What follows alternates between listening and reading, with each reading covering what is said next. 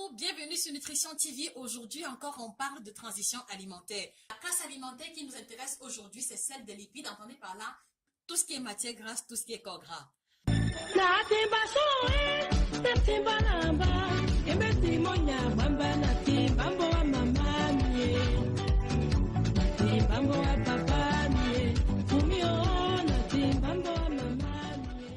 Alors, comment donc opérer de façon efficiente et consistante la transition entre la mauvaise matière grasse ou alors la matière grasse que nous avons eu l'habitude de manger pour nous tourner vers la matière grasse qui va nous aider à nous nourrir?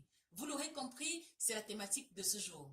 Rappelez-vous, il y a quelques semaines, nous abordions la question de la transition alimentaire et nous sommes tombés tous d'accord qu'il y a une différence fondamentale entre manger et se nourrir. Et donc, nous avons pris l'initiative comme ça de partir de chaque groupe alimentaire pour vous démontrer que à partir des aliments les plus consommés qui n'ont pas forcément un impact positif sur la santé, on peut avoir des alternatives qui, eux, vont avoir une valeur ajoutée sur notre alimentation et sur notre santé. Alors, nous parlons de la question de la matière grasse. Comment donc quitter de la matière grasse de base qu'on utilise, les huiles en vrac, les huiles raffinées, pour se retrouver vers les matières grasses qui ont un impact positif sur la santé? Vous l'aurez compris, uniquement et en exclusivité sur Nutrition TV, tout de suite. Alors, au niveau de la matière grasse, la principale, ou alors celle qui est retenue ou publicitée comme étant la plus consommée, il s'agit de l'huile de palme raffinée. À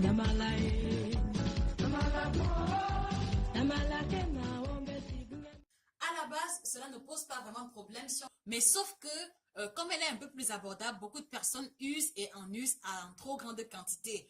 Un dollar, par exemple, où il y a de l'huile qui surnage carrément, des fritures du lundi au dimanche.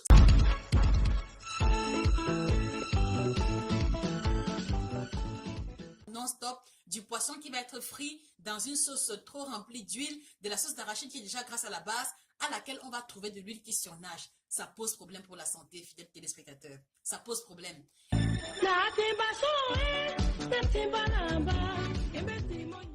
Comment donc arriver à réduire son niveau de consommation de matière grasse?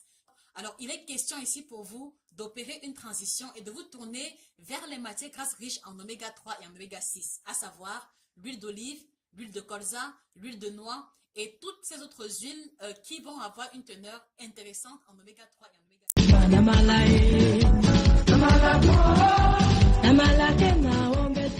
6. D'accord. Vous allez me dire que ça coûte un peu plus cher, c'est hors budget, les temps sont difficiles. Je ne dis pas le contraire. Mais nous pensons que c'est la meilleure astuce. Et pourquoi?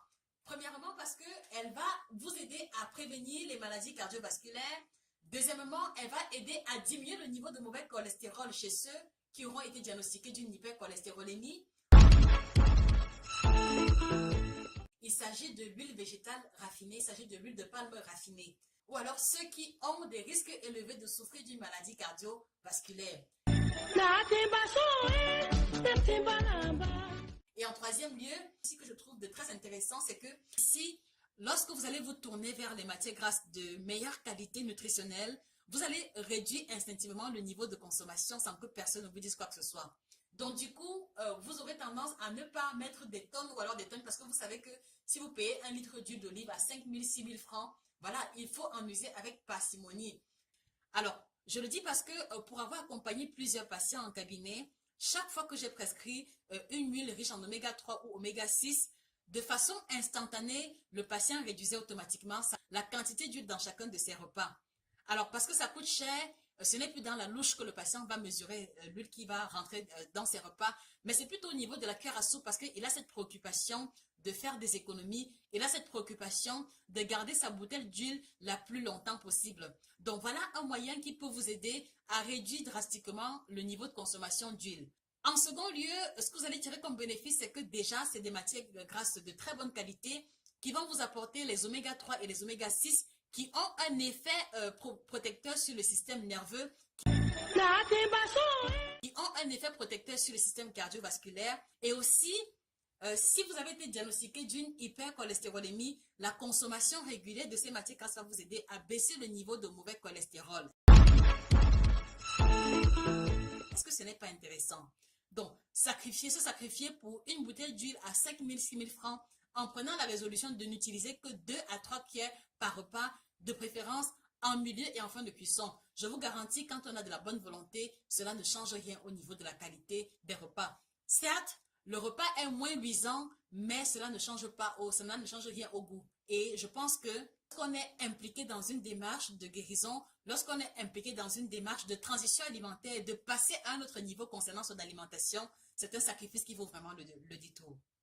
Restez connectés sur Nutrition TV, le meilleur est à venir. Excellente journée et que le bien-être vous accompagne. Au revoir.